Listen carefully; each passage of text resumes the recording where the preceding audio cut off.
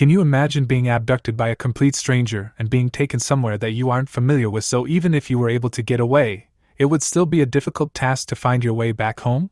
This list here is going to be 11 thriller movies that center around someone or a group of people being abducted or kidnapped against their will and needing to think efficiently and smartly to find their way back home and away from their abductor. They range from a creepy man in a mask who keeps kids in his basement to having a daughter kidnapped in Eastern Europe and her dad moves mountains to find her and bring her home safely. There will be no spoilers in this video, so you do not have to worry about the endings being ruined.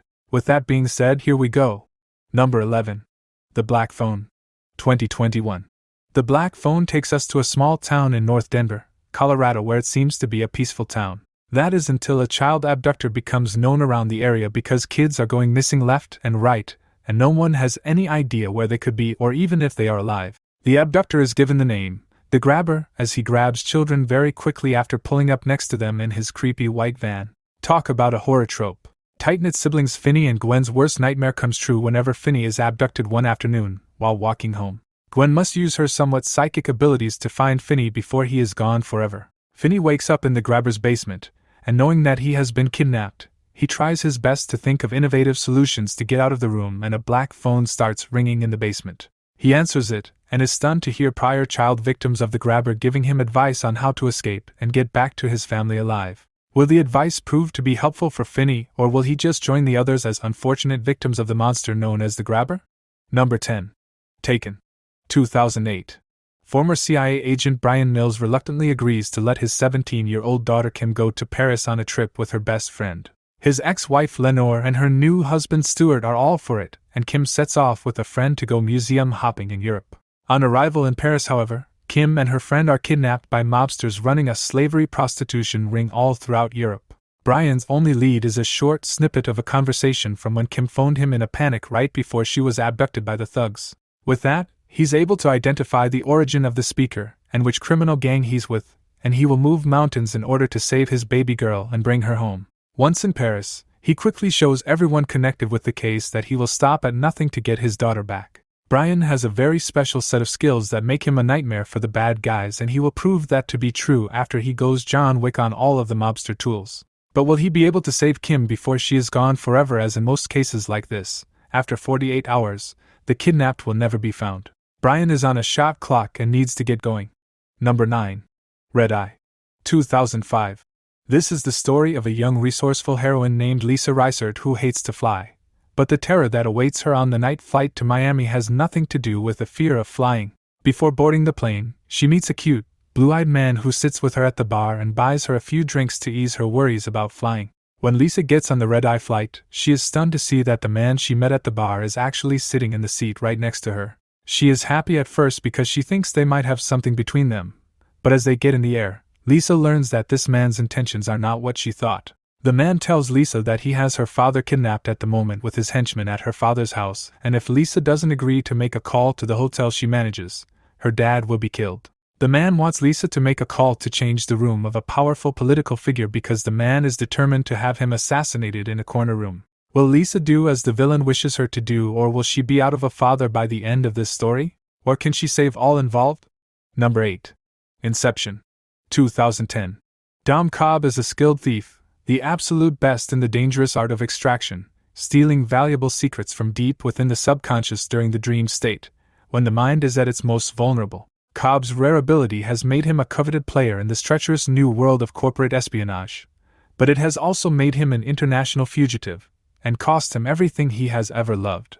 Now Cobb is being offered a chance at redemption. One last job could give him his life back with his children, but only if he can accomplish the impossible, Inception. Instead of the perfect heist, Cobb and his team of specialists have to pull off the reverse. Their task is not to steal an idea, but to plant one in a huge corporate player. They must kidnap this man for 14 hours and enter his subconscious to plant the idea inside his mind. If they succeed, it could be the perfect crime and Cobb would have his life back. But no amount of careful planning or expertise can prepare the team for the dangerous enemy that seems to predict their every move. An enemy that only Cobb could have seen coming. Number 7. Oldboy. 2003. Dae-soo, an obnoxious drunk abducted on a rainy night in 1988, wakes up in a strange, windowless hotel room. Kept under lock and key for an unknown reason, Odaysu's invisible kidnappers keep him fed and systematically sedated to avert him killing himself, providing only a color television to keep him company and locked away for 15 whole years with no interaction with another human. And after those 15 long years in captivity, perplexed Odaysu finds himself released and back in normal civilization. Now, his heartless acquaintances encourage Odaysu to track down the ones behind the mysterious kidnapping and finally get his brutal, long for revenge on the unknown tormentor, and give them a piece of their own medicine. Odaysu must find out why anyone would ever want to do this to him, and as he is on his mission to find them, he meets a young, beautiful girl that he develops a relationship with and things start taking a wild, unexpected turn. If you haven't seen Oldboy, I highly recommend watching it. The ending may have you rather disturbed through, but worth it. Number 6. Get Out. 2017.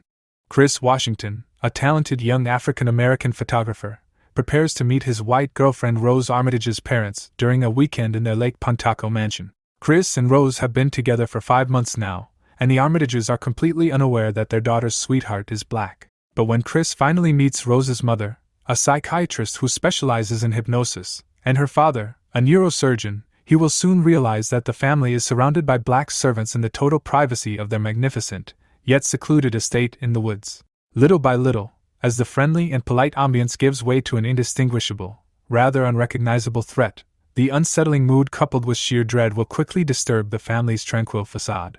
Chris will get hypnotized by Rose's mom one night, while taking a walk outside because she tells him that she can hypnotize him to kick his smoking habit. He is against it at first, but then she taps her tea glass and the magic goes to work. The next day, Chris has no desire to smoke any cigarettes, so the hypnotism must have worked. But he may wish that never happened just a few hours later. What could the Armitages be hiding? And why is there an off-limits, locked room that leads to the basement? Number 5. No Exit. 2022. A young woman breaks out of rehab and hot wires a car so she can visit her sick mother sadly on her deathbed, gets stuck with a group of people at a mountain rest stop during a crazy blizzard. She meets the 4 other guests that are stuck at the rest stop as well because the police aren't letting anyone through the mountain until the storm has passed. They all sit down to play some cards together and get to know each other since they have to spend the night together, and whenever Darby goes outside to have a smoke, she finds a little girl in the back seat of a van that belongs to someone there at the rest stop. She does her best not to act strange and to find out who owns the van, but she also is determined to get the girl to safety before anything bad happens to her. Now with nowhere to go, Darby is going to do everything to save this abducted girl and make sure the kidnappers are caught and go to jail for their cruel crime. Number 4. Megan is Missing. 2011. Megan Stewart and her best friend Amy Herman, though opposites in personality, are best friends. Megan carries the front of being the most popular girl in school, but this masks a lifestyle of hard partying, drugs, alcohol, and indiscriminate sex. Amy, unpopular and socially awkward, clings to her relationship with Megan as a lifeline to social acceptance. Together, these two young girls forge a deep friendship based on their mutual needs. The two girls regularly communicate by web chat cameras or cell phone, and even meet boys online.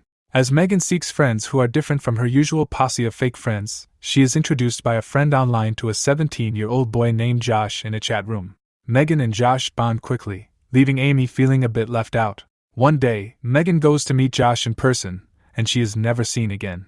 Amy launches into a concentrated effort to find her friend at any cost.